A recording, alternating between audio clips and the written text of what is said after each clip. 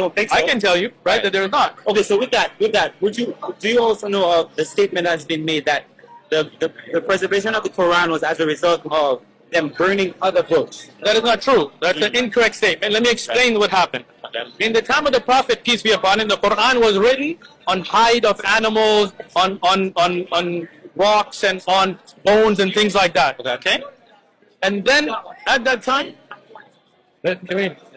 afterwards, so when the Quran was written down in the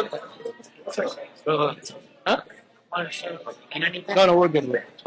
Okay, so when the Quran was written at the time of the Prophet, peace be upon him, it was scattered on different bones, on scribes, and they memorized the whole thing, right?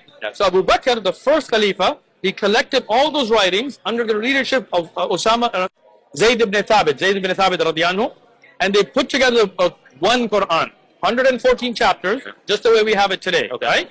But there was only one copy. We had memorized it, so we didn't need it everywhere. But when people started having disagreements, meaning that somebody might make a mistake somewhere far away, like in Basra and Egypt, right? Or Different nations. Different nations.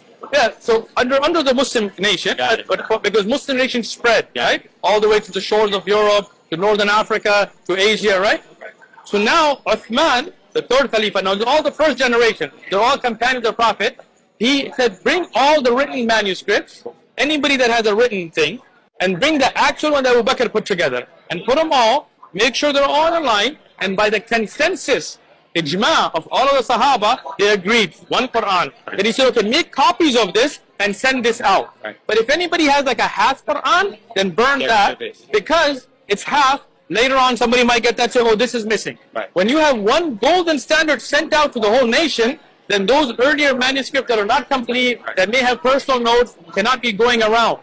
So the Quran was preserved even before that, the Abu Bakr and the Prophet. But this standardized one golden copy by the agreement of the whole Muslim Ummah and was sent out. 5 or 6 copies were made. Till today, there are some manuscripts that certain scholars believe are from that.